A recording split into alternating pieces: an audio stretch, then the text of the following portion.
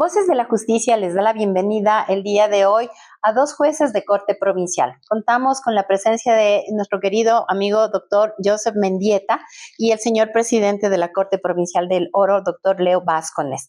Muchísimas gracias por haber aceptado la invitación a este espacio de la Escuela de la Función Judicial que pretende formar y enseñar lo que significa ser juez en cancha.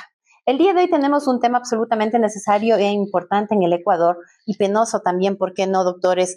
¿Cómo ven ustedes el sistema judicial en la provincia de El Oro en la actualidad? Señor presidente. Muchas gracias, doctora.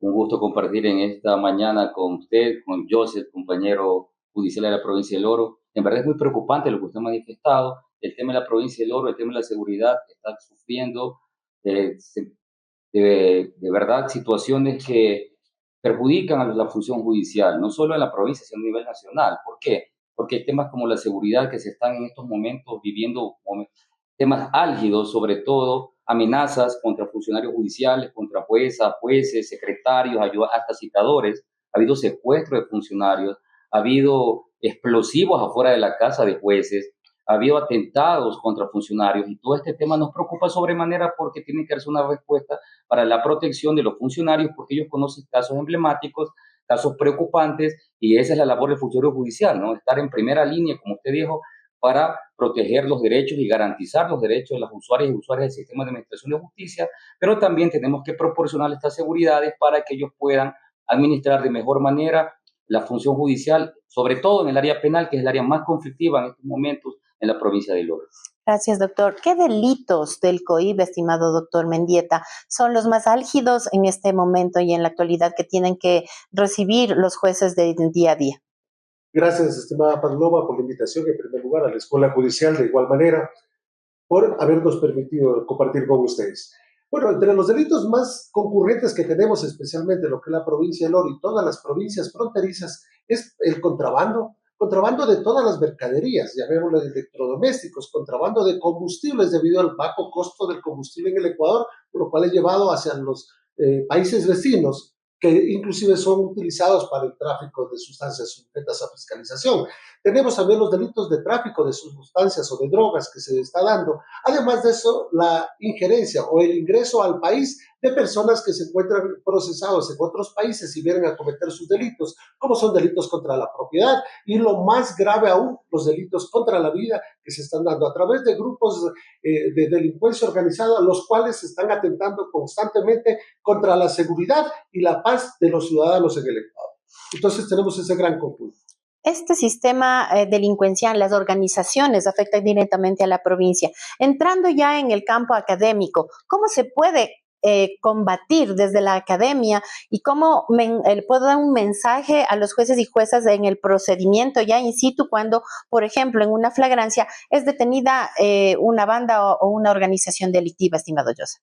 Bueno, ahí depende, en primer lugar, de la elaboración del parte que tiene que hacer la fuerza pública. Llámese ejército, bueno, el ejército lo hace, los partes policiales, sino la policía. ¿Cómo está actuando en este caso las Fuerzas Armadas? ¿No hacen partes policiales? ¿Qué documento elaboran ellos? El ejército, el ejército en sí, las Fuerzas Armadas colaboran con los operativos y les ponen a disposición tanto de las personas privadas de su libertad, de los aprehendidos y las evidencias a los miembros de la Policía Nacional, quienes son los encargados constitucionalmente de elaborar el parte policial que es puesto en conocimiento, tanto del señor agente fiscal de flagrancia, cuanto del señor juez que se encuentre en ese momento calificado de flagrancia. Por lo regular, en los cantones fronterizos tenemos jueces multicompetentes, entonces ellos conocen todas las materias y por eso digo, ahí tenemos jueces de flagrancia, los cuales deberán convocar a la audiencia. Pero aquí es donde se presenta un grave problema. Cuando el parte policial es entregado demasiado tarde, recordemos que por disposición constitucional máximo podrán estar detenidos 24 horas cuando es detenidos dentro del continente. Y entonces si presentan un parte policial a las 23 horas, digamos 23 horas en adelante, ya el juez no podrá convocar a la audiencia que dicen las disposiciones, siquiera con 2 horas de anterioridad, tendrá que ser convocada para ejercer ese derecho a la defensa que prevé el artículo 76 de la Constitución y, a su vez, evitar, digámoslo así, que se pueda producir posibles violaciones al debido proceso. El fiscal tiene que evacuar todas las diligencias. Imaginemos un delito de de tráfico de armas. Necesita que el ejército le dé la certificación de que si el ciudadano aprendido tiene o no tiene permiso para porte de armas. Y eso se va a demorar. Entonces, por todos esos motivos es necesario que haya una cooperación. Fuerza pública, fiscalía, para que fiscalía a su vez fundamente y motive el pedido de privación de libertad, y además de eso, para que cumpla las sentencias de la Corte Constitucional y la Constitución, que nos dice en el artículo 77, numeral primero, que la privación de libertad es medida de excepción, y el numeral 11, que se tiene que aplicar medidas alternativas a la privación de libertad, y por eso el Código Orgánico Integral Penal nos da 6 medidas. La sexta es la privación de libertad. ¿Qué dice la Corte Constitucional? Que no solo debe fundamentar el pedido de privación de libertad, sino que también tiene que fundamentar por qué las medidas alternativas a la privación de libertad no son suficientes para asegurar la comparecencia a juicio, el cumplimiento de una posible pena y la reparación integral. Es un conjunto de elementos que la Fiscalía tiene que presentarle al juez para que el juez, a su vez, cumpliendo las disposiciones constitucionales, lo dispuesto en los instrumentos internacionales de derechos humanos, pueda ordenar una privación de libertad. Si no se encuentran reunidos, tendrá que salir en libertad la persona aprendida. Y penosamente todo este proceso y procedimientos, la falta de celeridad, complica el desempeño y el trabajo del juez. Y allí, regreso donde leo, vienen las denuncias y las quejas contra el operador de justicia. Dentro del ámbito administrativo, la experiencia en el oro, ¿hay quejas constantes por estos procedimientos de los señores jueces y cómo se tramitan estas quejas?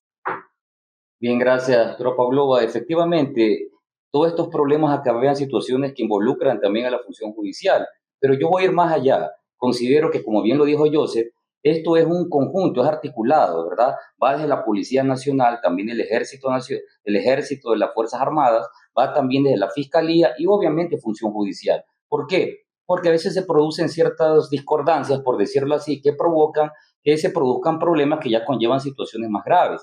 Entonces, consideramos acertado de que debería existir una capacitación que de hecho se ha estado dando en la provincia del Oro, en el eje justicia, convocada por el gobernador a varias instituciones que conforman este eje. Y hace justamente Joseph nos ayudó con una capacitación con 2 compañeras juezas penales para el personal de Policía Nacional, para que sepan en la elaboración de los partes, en el tema de las detenciones, y no se produzcan errores que conllevan a que los jueces como garantistas y conocedores del derecho tengan que aplicar normas que a veces la ciudadanía o la prensa tiene una información que no es la correcta. ¿Por qué? Porque si no se ha aplicado bien los procedimientos, los jueces tienen que actuar. Y cuando un juez, un funcionario judicial, no cumple con su labor, obviamente se activa el procedimiento administrativo, porque no se puede dejar pasar que en estas circunstancias que estamos todos, en estas circunstancias que estamos viendo situaciones que los GDO están tomando fuerza en muchas provincias, entre ellas la provincia del Oro, provincia fronteriza y provincia que tiene puerto, no estemos todos articulados para proceder con las labores, sobre todo en el campo penal. Y como usted lo manifestó, sí, el eje administrativo está activado, se está conociendo, el Consejo de la Judicatura ha tomado la batuta en ese tema y se han producido circunstancias en las cuales hasta algunos jueces han sido sancionados por precisamente no cumplir su labor dentro del campo cuando le correspondía. Y yo quiero obviamente decir de que podemos trabajar, pero sería bueno una capacitación para que tanto funcionarios judiciales, Fiscalía, Policía Nacional y Fuerzas Armadas puedan conocer y poder trabajar de mejor manera en esta situación en la cual estamos todos involucrados y deseosos de que las cosas siempre se hagan bien, porque eso es beneficio para la ciudadanía. Así es. ¿Y qué dice el Código Orgánico Integral Penal respecto ya al procedimiento en flagrancia? ¿Y qué has visto tú desde ya la práctica? ¿En qué errores se incurre comúnmente cuando se produce un procedimiento de flagrancia y se publicita mucho el que no le dejaron presos o les dejaron salir? Perdón. Perdón. Ya, disculpen, sino que para. Bien, uno de los mayores inconvenientes, como me decía, es la mala elaboración del parte policial, con inconsistencias, con la falta de presentar las verdaderas evidencias que se tiene que justificar, y a su vez lo deja, digámoslo así, al fiscal sin los elementos suficientes para presentar, valga la redundancia, esos elementos de convicción que lleven al juez a comprender que es necesaria una privación de libertad. Para ver si se va con un juicio ordinario, con un procedimiento ordinario, si se va con un procedimiento expedito, dependiendo de los tipos de procesos, donde podamos juzgar, donde se pueda llegar a sancionar en realidad, para que se pueda cumplir ese rol que el juez tiene, de garantizar la paz social. Los jueces somos garantistas no solo de la paz social, sino de la democracia en los países, porque somos la balanza entre el abuso del poder ejecutivo, del poder legislativo, o de ese poder, que por eso tenemos, valga la redundancia, el debido proceso para evitar esos abusos del poder. Entonces, si no tenemos estos concatenadamente unidos para poderlo conllevar a un buen fin, es difícil que el juez pueda actuar. Tenemos cosas en las que se ha aprendido a personas. Voy a poner un ejemplo. Un caso, se detuvo un ciudadano por tráfico de armas y dentro del operativo dice que se lo capturó con 1.500 metros de mecha lenta para los explosivos.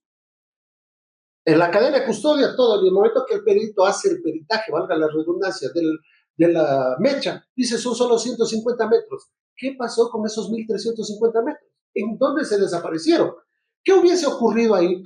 Violación a la cadena de custodia automáticamente se nulita y ahí conocemos lo que se llama el efecto del árbol envenenado. Toda la prueba posterior es nula y tocaría poner en libertad. Hubo otro caso donde aprendieron a unos ciudadanos en la carretera con droga y luego la policía dijo, bueno, ¿le encontraron droga? No, a él no le encontré. Y en el informe del reconocimiento del lugar, el perito dice, constituido en el domicilio de la ciudadana, y eran 3 hombres, no había ciudadana, no había domicilio, ¿qué hago acarrear? Y por encima de eso, todavía nombraron perito para el examen químico a Pedro Picapiedra y a Pablo Picapiedra y lo hizo Condorito. Automáticamente ese peritaje es nulo. Obviamente, ¿qué está ocurriendo? Si no había la materialidad de la infracción, es decir, no era droga, no estaba la droga, toca a los jueces poner en libertad.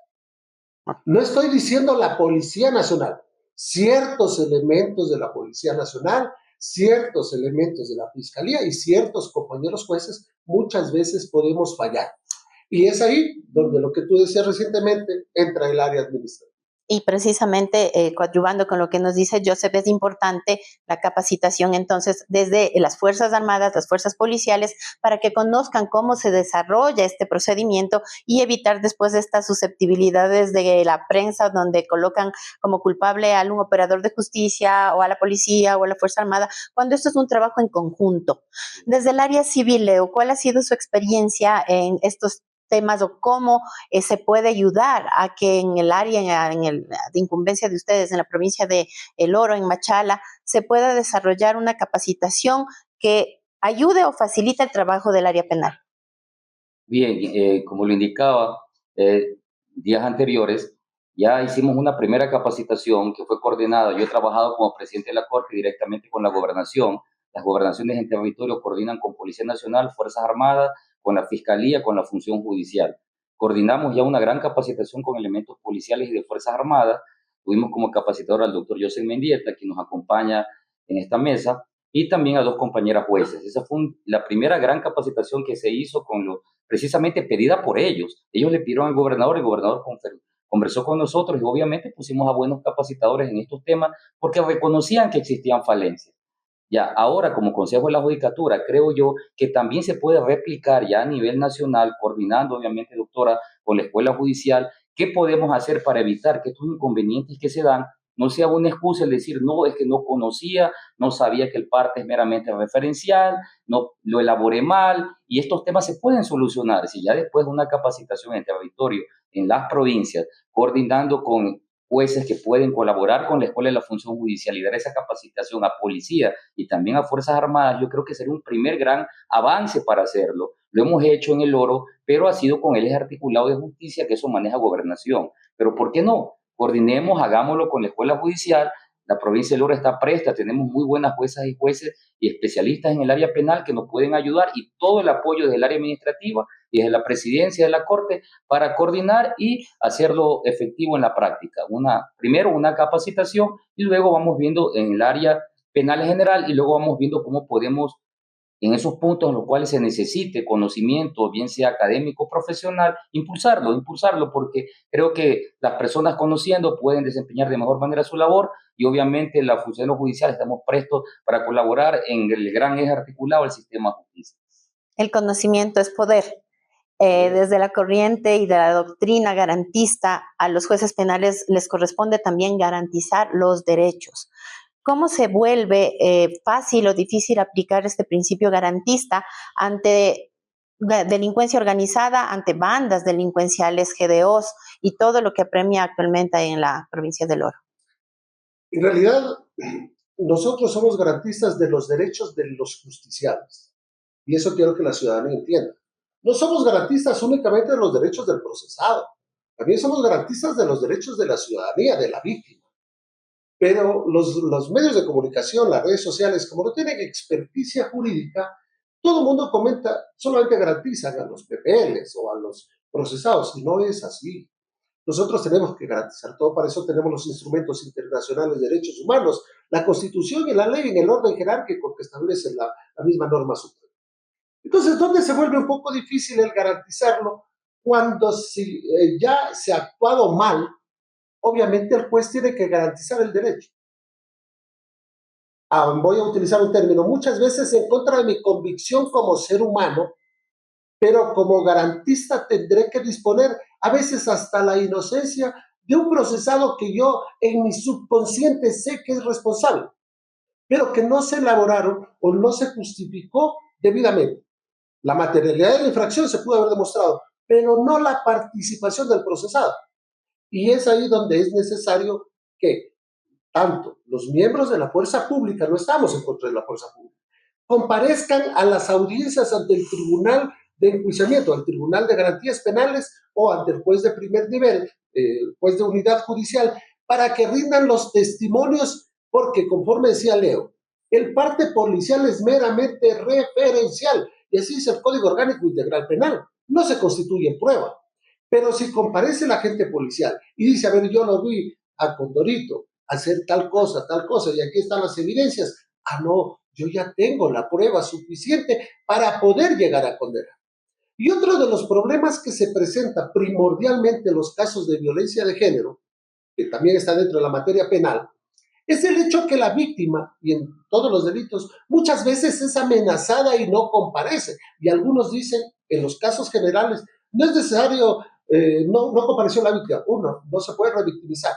Y en los casos de violencia de género, ¿qué ocurre? Que muchas veces la víctima de la violencia dice, no, yo me equivoqué, me golpeé contra la puerta, esto y el otro. Entonces, nos deja a nosotros con un pequeño sinsabor porque somos garantistas de esos derechos. Hace algún tiempo atrás había escrito para una revista colombiana la impunidad y derechos humanos, donde el Estado tiene la obligación de cumplir la investigación, la judicialización, la sanción y ordenar la reparación integral a las víctimas para que no violen los derechos humanos de las víctimas. Y es ahí donde nosotros también estamos fallando como Estado, cuando no se hace una verdadera investigación y se llega a sancionar. En las salas de apelación, porque ustedes son jueces de corte provincial, ¿cuáles son los fallos o los errores recurrentes de los jueces de instancia de primer nivel en los que ustedes han tenido que llamar la atención, por ejemplo, en casos de prisiones preventivas? Cuando no ha fundamentado debidamente la privación de libertad o cuando existiendo los elementos suficientes no ordenó la privación de libertad.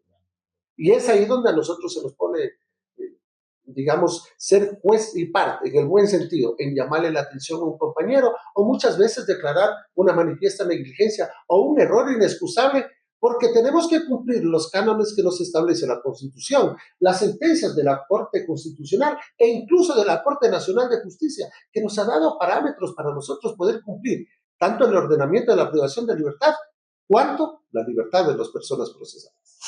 También involucra la delincuencia organizada y como consecuencia afectación a bienes patrimoniales. En el área civil, ¿cómo han desarrollado jurisprudencia o las sentencias de los jueces de primer nivel que tengan ustedes que conocer en apelación, estimado Leo? Bueno, hemos visto también circunstancias que se han dado sobre bienes, sobre todo daños y perjuicios, juicios de daño moral, en los cuales ya es ámbito civil. pero nosotros también conocemos, estamos activos hasta ahora, hasta que no se materialice el tema constitucional de los jueces especializados. Hemos conocido acciones de protección, medidas cautelares, en los cuales hemos visto situaciones anómalas en las cuales las salas, y debo decirlo muy frontalmente, las salas de la Corte Provincial de Justicia del Oro, sobre todo la sala penal, la sala civil también lo ha hecho, la sala de familia, se han dado cuenta de estos casos de errores jurídicos y, como dijo yo, se han activado en el control disciplinario. Porque alguna vez escuché hace algunos años a una persona decir, no, son espíritu de cuerpo, ellos no van a hacer nada porque son sus propios compañeros judiciales, son nuestros compañeros judiciales, pero eso no significa que se tolere actos que son evidentes en los cuales se ha transgredido la norma jurídica.